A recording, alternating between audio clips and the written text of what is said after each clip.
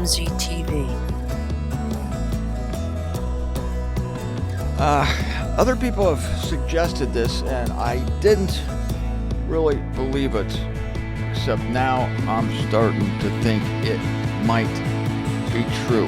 And that is that it is possible that we could, now don't panic when I say this, don't panic, I'm going to explain everything here on show 900 of MZTV. It is possible that we are in the tribulation. It's possible. I'm going to tell you why. I'm going to show you what I found in Revelation chapter 6. Now, don't panic. For some reason, we've irrationally thought that, everybody's always arguing about the snatching away. Is it pre-trib, mid-trib, and there's some real weirdos who say post-trib. Well, post-trib, forget it. Trib, for those of you new to the program, new to some of these things, that stands for tribulation. It's a 7-year period of birth pangs, which is a euphemism for hell on earth before the 1,000-year kingdom arrives. But we don't have to choose between pre-trib and mid-trib. See, it's assumed that, if we're still here and the tribulation has already started, our next option is mid-trib. Now, we automatically have to go until 2024 before the snatching away. But that's just not true. Because who says that even if the tribulation has started, that the snatching away can't happen 1 minute after the tribulation starts? It doesn't have to be either pre-trib or mid-trib. It could be any time after the tribulation starts, just like it can be any time before it starts. It doesn't even have to start, because there's no sign on earth that would peg it, like Israel had signs and seasons for different things. But there's nothing really to look for, except we like to see what God's doing with Israel, because we know that if Israel's close, then we're closer, because we are pre-expectant in the Christ, and we will get out of here before God resumes in earnest with Israel. Now, we know that the 7-year period of the tribulation is split into 2 3.5-year periods. The first 3.5 years, now here's the thing, right? We used to think that, the first 3.5 years are going to be gorgeous, they're going to be nice, they're going to be prosperous. And I think I'm seeing more and more that the prosperity period is going to be uber short. Now, if our time frame is correct, and 2028 is the year of the return of Christ, then things have to happen quickly. And that's exactly what John said. Things would have to happen, swiftly. That's exactly what John said in the first verse of the unveiling of Jesus Christ. Things that must occur swiftly. I mean, it's going to be one thing after another. And when you look at the seals, especially the first 4 seals of the horses, the white horse, the red horse, the black horse, the green horse, this is not like 3 months of the white horse, 3 months of the black horse, 3 months. It doesn't have to be that. It can be 3 weeks. See, I'm starting to throw away assumptions about things that, I'm not saying we're wrong about things. I'm just saying that I think we are assuming that these seals and these bowls that come upon the earth are protracted periods of time. They could be days. See, we're reading into it. Got to be so much time between this seal, the first seal, and the second seal. Some of it can be overlapping. Revelation is a tough book. Yes, it is a tough book.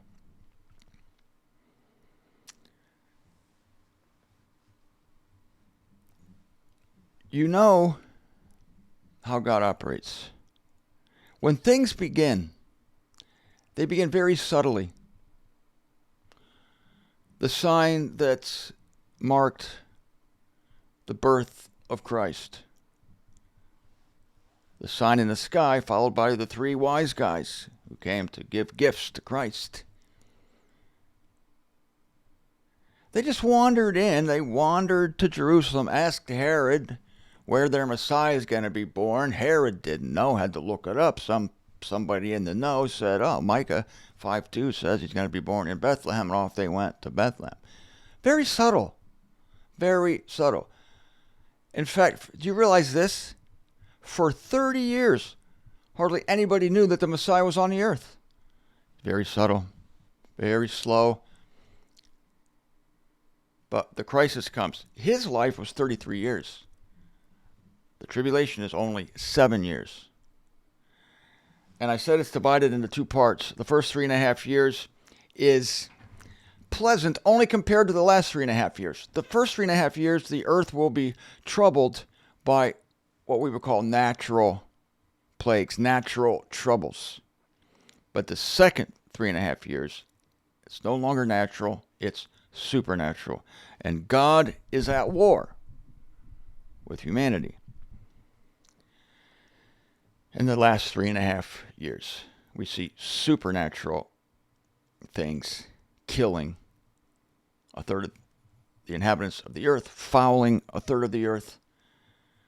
We have strange things like supernatural locusts that are operating for 5 months. They have the face of a human, the hair of women, scorpions' tails. They're just freaks of nature. And then we have the 200 million supernatural cavalry that come out of the submerged chaos. Apollyon is the evil spirit in charge of them. They rise up out of the area of the river Euphrates, and they're supernatural horsemen, and they kill with fumes, noxious fumes. It sounds fantastic, and it is.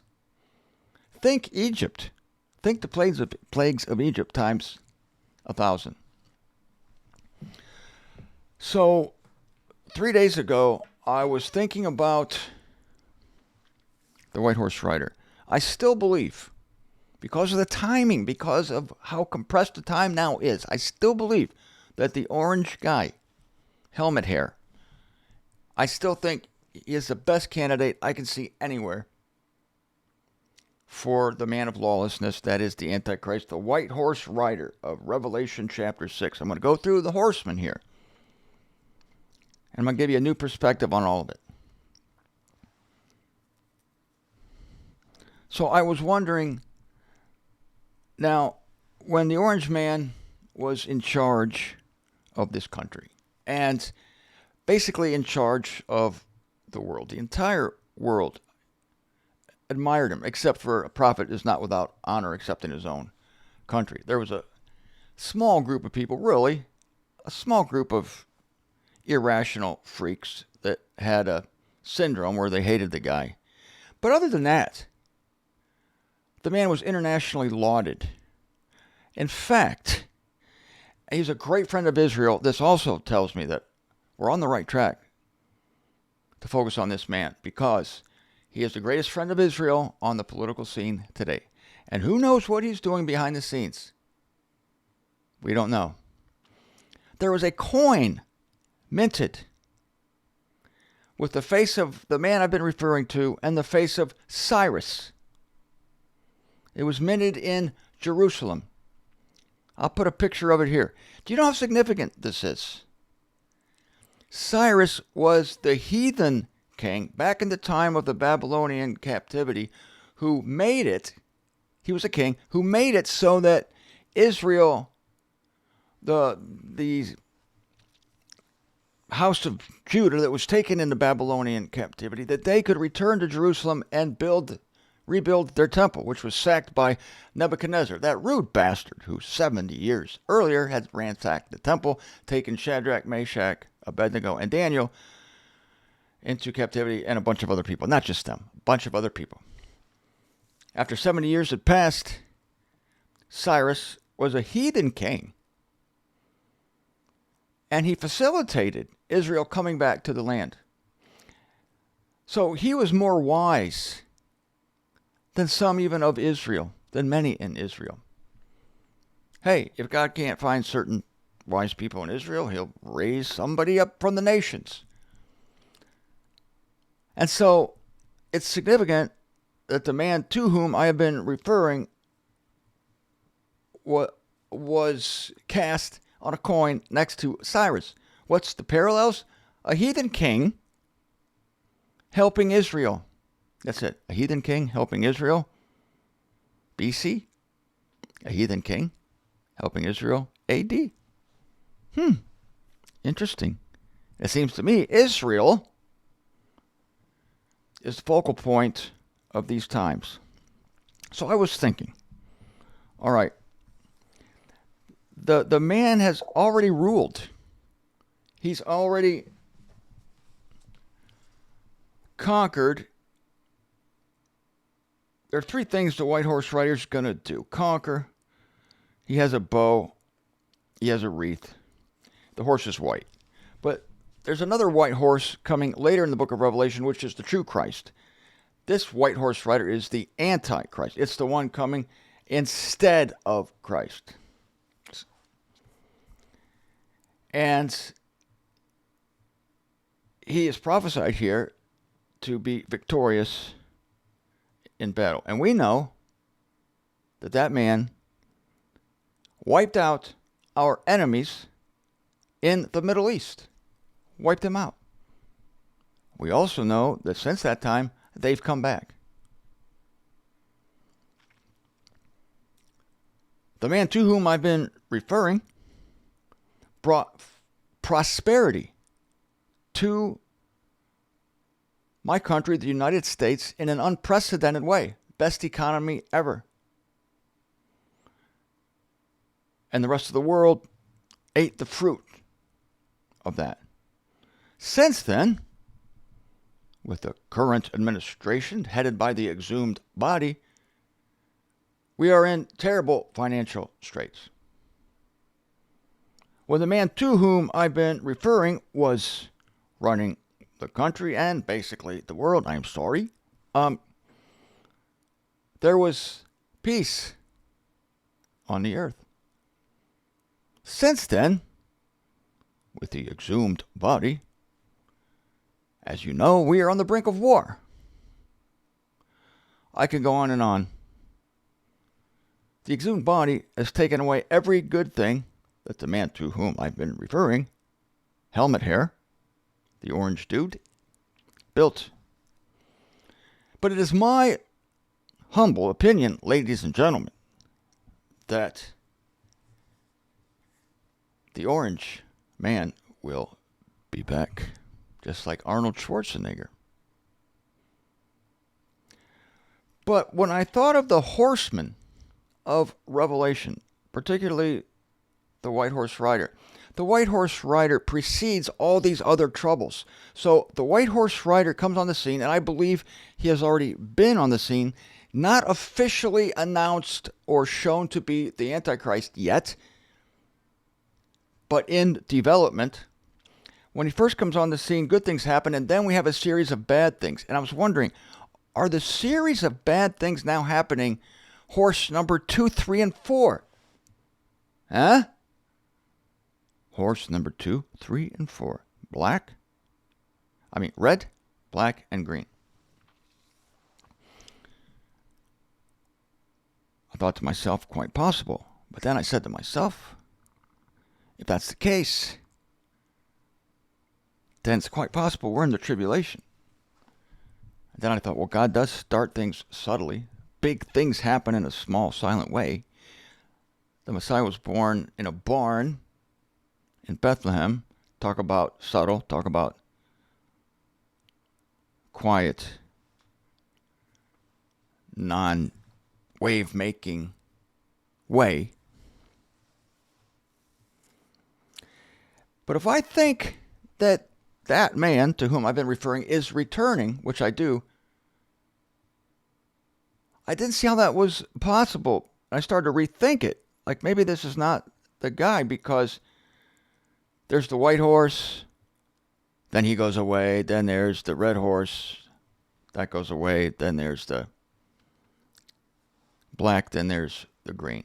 But then, as I thought that, like he's coming back, but the white horse rider precedes these other horses, and he seems to go away as these other horses come in. And the horses, of course, are all figurative for trials. John sees horses. John sees the horses, and they are interpreted for him. There's not going to be literal giant horses on the earth. It's not the Wizard of Oz, where a horse of a different color. No. Then I decided to read Revelation chapter 6, verses 1 and 2. And what I saw there, I don't want to get Pentecostal on you, but what I saw there sent a chill down my little Zender spine. And I'm going to read it for you now. And I saw wording that has been there for 2,000 years, and I've read it many, many, many times, and yet I never considered the import of these words. I'm looking at my time. I can see now that I'm not going to be able to get to the other horsemen of the apocalypse, the fabled horsemen of the apocalypse. Because there's another assumption we make about the red horse. We think it's war. I don't think it is. Tomorrow I'm going to tell you what I think it is. Get ready for that. Thought I was going to do it today. I'm not going to be able to do it today. I'm sorry. Tomorrow I'll do it. Let me see if you see what I saw. Let me see if you see what I saw 3 days ago when I read with fresh eyes Revelation chapter 6, verses 1 and 2. And I perceived when the lambkin opens one of the 7 seals, and I hear one of the 4 animals saying as with a voice of thunder, "Come." And I perceived, and lo, this is verse 2, and I perceived, and lo, a white horse, and he who was sitting on it has a bow, and to him was given a wreath. And he came forth conquering, and that he should be conquering. What? I saw it right away. For the first time. I just read over it. Oh, like, that's weird wording. Oh, well, blah, blah, blah. You know how the Bible is weird wording sometime. Once in a while, sometimes. I'm saying that to you, and I said it to myself 3 days ago. Well, the Bible has weird wording sometimes. I said that every time I read this verse. And he came forth conquering, and that he should be conquering. Do you get it? Do you see it? He's going to be conquering twice. He came forth conquering. And if I'm correct about this, and I'm not saying I am, okay? I'm not a prophet. I'm not Nostradamus. I'm reading scripture. This is a difficult book. This writing, this prophecy is meant to be understood, unlike what some people are telling you. This is meant to be understood so that we know the times and that we know the seasons which Jesus instructed his disciples to do. We're not Jesus' disciples per se, but we're interested, and we have the words and we read them. And he came forth conquering, and that he should be conquering. Is this last clause, and that he should be conquering, telling us that the white horse rider will appear before the other 3 horses, the other 3 horsemen, but that he will return afterwards and conquer again?